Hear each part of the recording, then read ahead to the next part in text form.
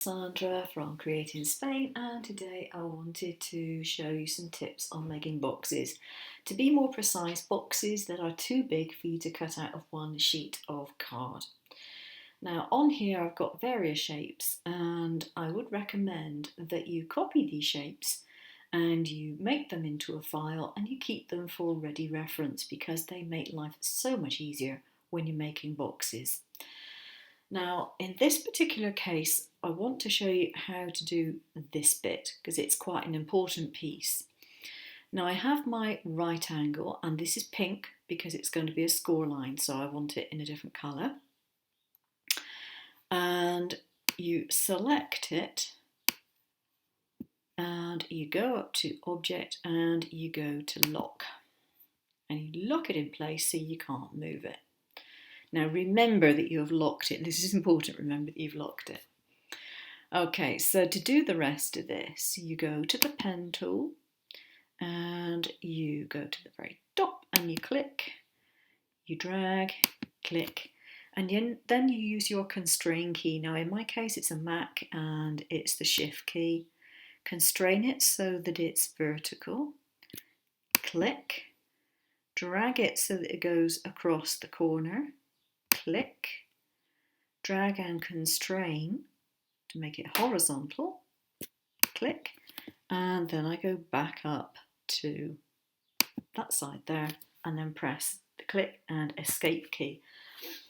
And because it's made this bit in pink lines, I'm going to go over here and change the colour to black because this needs to be a cut line.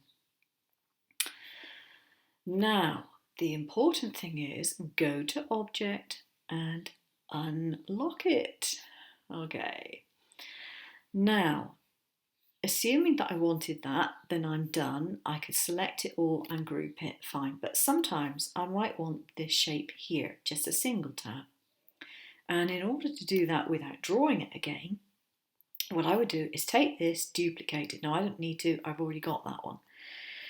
Go to the knife tool. Now make sure you've unlocked it. This is the important part, unlock it. And put your knife through the intersection just like so. Go to the select it all and break it apart. Now select just those bits and group. And then you have the bit that you want, still with the score line and then with the outer cut line. In fact, you've got another one there, so you can group that one and have that as another copy. Okay, so these are the pieces that you will need to have. Now, I've made these so they would fit a 10 centimetre square, but to be honest, it makes very little difference at what size you make them, because you can alter the size and keep the proportions or not, as the case may be, depending on what you want. But that is how to do it. Now, if you want to, you can take a right angle and then you can take this piece, and you notice all my guidelines popping up. That's because under the view, I have snap to objects on there selected, so it will snap to objects, and it helps considerably in lining things up. So I'm just going to move that over like so, and then you can zoom in if you want to check it, but you can see that's put it exactly where I need to be. So assuming I wanted a 10 centimetre square box, I would cut out my 10 centimetre square base, and then this would be one of the sides, and you have the score lines and your tabs. So you cut out 4 of those to make your box. Now I'm just going to go to Fit to Window again, and I'm going to show you this one here. Now this one is also quite handy to have. And in this particular case, what I did was I drew a rectangle. I put the knife through the bottom of the rectangle and changed this one line then to a score line. I copied it, I pasted it in place, and then I just moved it up with my arrow keys so that it was a bit further up, about halfway across.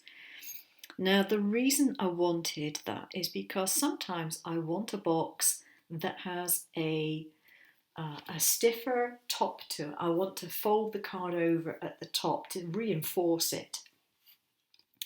Now, if I wanted to do that to this box, I'd have to remove this line. So what I would need to do is take the knife tool, go through there like so, and then I would select that line and I would remove it. Now, as it happens, I'm just going to move it over to one side, but I could just delete it completely. And then I would simply take this one and line it up with the top. And then I would have replaced it with a fold over top. So that's how it's done. So with all these different lines that are truly horizontal or vertical, or having made the tabs, you can make boxes of a pretty large size, depending on how large your paper is. But assuming that you can get A4 paper, an 8x8 box is pretty big. I'm talking inches here. 8x8 is pretty big.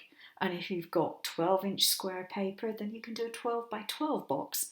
And I doubt very much whether you need to do many boxes larger than that, not if you're using for domestic use. And if you're not using for domestic use, you've probably got a silver bullet cutter, which is one of the bigger ones, rather than something like mine, which is a 15-inch. Okay, so that's how you cope with doing larger boxes. Hope that's been of help to you. Thanks a lot for watching. Bye bye.